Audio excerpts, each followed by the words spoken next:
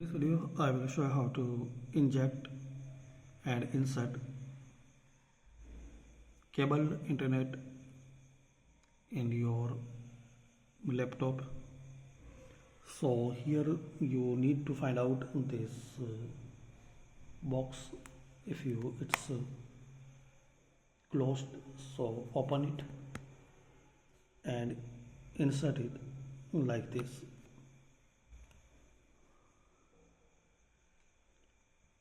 So this is the way you can insert cable internet in your laptop, and you will see this sign and icon. As we can see for Wi-Fi icon, if we connect our laptop with Wi-Fi, so same here you will see this icon for cable internet. You need to find out this slot. It can be near headphone area.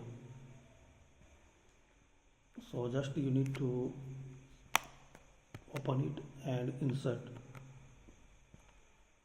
like this.